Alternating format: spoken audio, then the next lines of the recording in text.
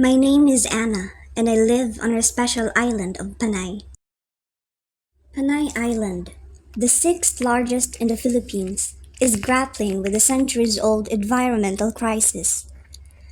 Arevalo, now part of Iloilo City, was once a Spanish colonial shipyard or astilleros.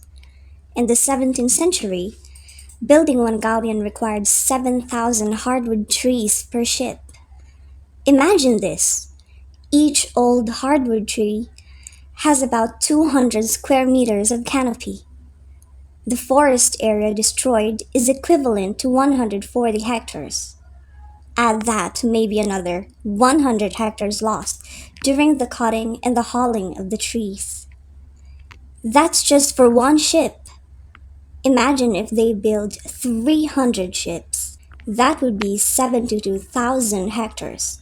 The entire hardwood forest of Panay was destroyed within 2 decades.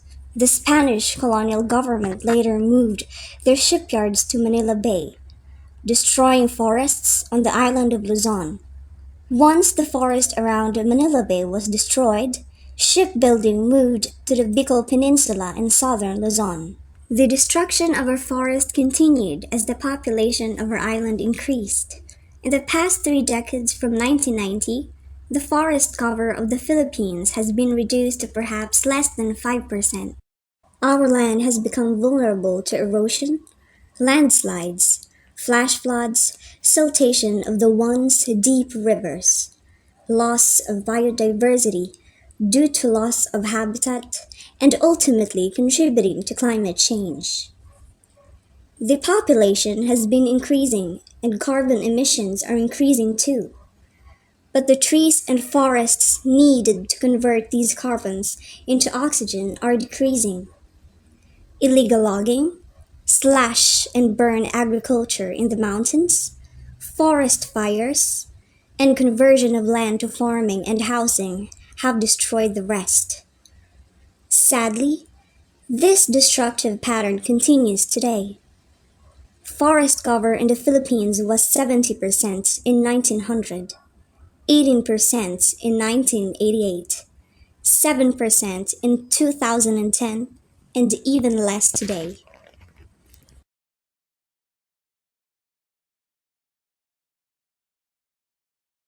Even though efforts have been made to plant seedlings of native trees, the forests of Panay remain denuded. Tree planting activities have become common for government, private citizens, and non-government organizations. But the forest cover on my island continues to decline. This means that these activities are not effective enough. Most of the seedlings planted do not survive. Trees that survived maturity are inadequate to overcome the rate of which forests are being destroyed. But hope is taking root. Scientists at the Sulu Garden Foundation are working hard to find a solution. Finally, the foundation has begun its groundbreaking program called Regreening of Panay. The idea is to use seedball technology to restore the island's forests, all of Panay Island. Seedballs are tiny clay-coated spears containing seeds of native trees. A simple yet effective solution for reforestation. Seedballs can be dispersed in hard-to-reach hills and valleys during the dry period. The clay casing protects the dormant seeds from being eaten by birds and rodents. When the rainy season arrives, the seedball disintegrates and the seed is released within a few days. This seed then germinates, taking root on the spot and adapting to the new environment. They develop better root systems that give them a much higher chance of survival. Seedlings that are grown in the nursery are known to not easily adapt to new and harsher habitats.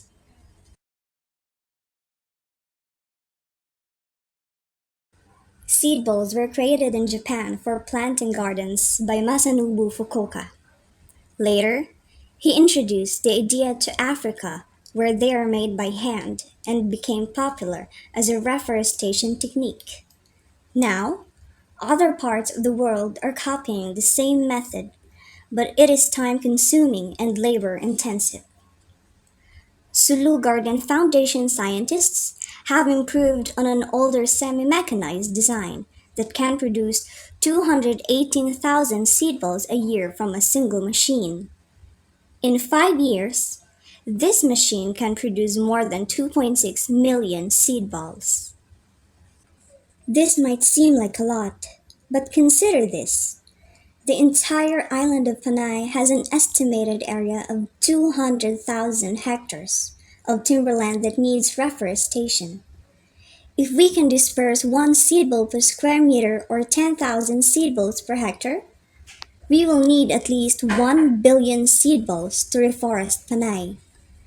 This means we will need 763 seed ball machines. At 2 seed balls per square meter, we would need 2 billion. Maybe, if they can improve germination rates, they might even need just one seed ball for every 5 square meters. But still, we will require a lot of machines and labor. For this reason, the Foundation is designing a massive automated conveyorized system of seed ball production combined with a drying facility so that we can meet the anticipated requirement of seed balls shortly, rain or shine, day and night. The research shows that some species of trees germinate faster than others. Some have low germination rates, while others, like Camachile and Madre de Cacao, are fast germinating. Some seeds are hard to find or too big to be used in seed ball production. Nothing is easy, but they are making progress every day. For instance, their production team has improved the composition of the seed ball's clay capsule. In the early beginning, the seed ball produced weighed 12 grams and measured 18 millimeters in diameter. They have re-engineered the formulation and processes to reduce the weight to 5 grams and the diameter to 10 millimeters, smaller and lighter than the old ones, but yet works just as well.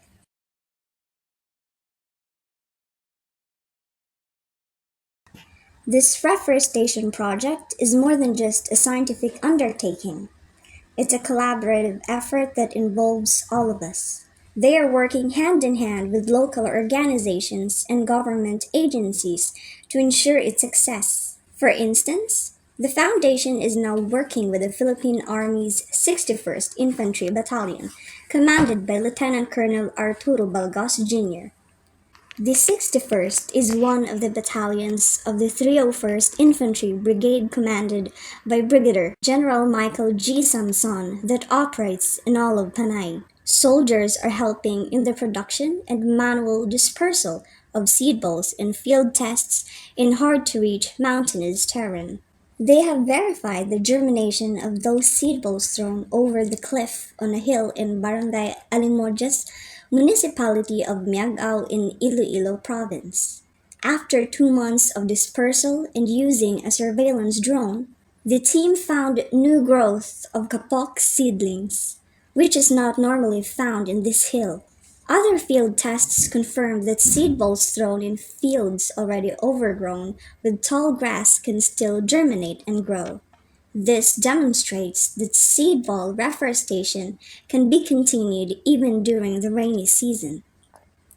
The Iloilo Provincial Bureau of Fire Protection, led by Fire Marshal Bartolome Beliran, is also providing technical support and resources in this effort.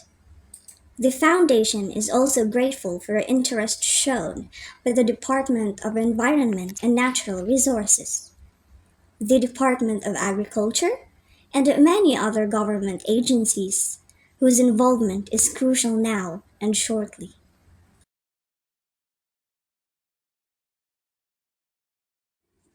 The region that needs reforestation is hard to reach. They mostly comprise inaccessible terrains that are unsafe and most difficult to traverse. How will they disperse 1 billion seed balls? They plan to use drones. The foundation is working with XAG Australia, a smart agriculture technology company using drones, robotics, and AI technology to empower agriculture. Their drones can carry up to 50 kilograms. This is equivalent to 10,000 seed balls at any one time. See how drones are being used to spread seeds and fertilizers.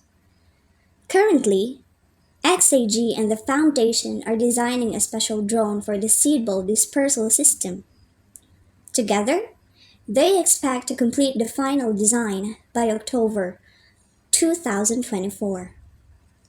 These drones can disperse seedballs across vast areas, most especially those where manual tree planting activities are impossible for people to conduct. First, they will identify the areas that need to be planted by making an aerial drone survey using photogrammetry. This will provide the drone technicians with ample data in identifying the deforested areas, planning the right amount of seed balls, and deciding on the combination of tree varieties for the specific location. With artificial intelligence or AI, the drone can avoid rock formations, climb over trees, and drop those seed balls at precise locations where they are needed. Next, the drone will disperse at the rate of 2 seed balls per square meter. Since XAG drones can cover 1 hectare every 10 minutes, 12,600 hectares can be reforested each year with one drone. If the foundation has 12 drones, they can complete reforestation of 151,000 hectares in 1 year.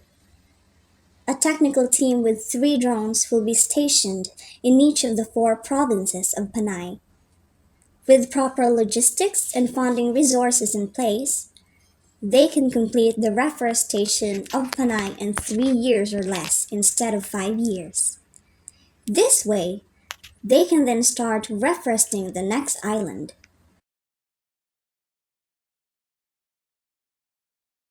All of us has experienced the devastating effects of the El Nino of 2024. The intensity of drought will become more severe in the years to come.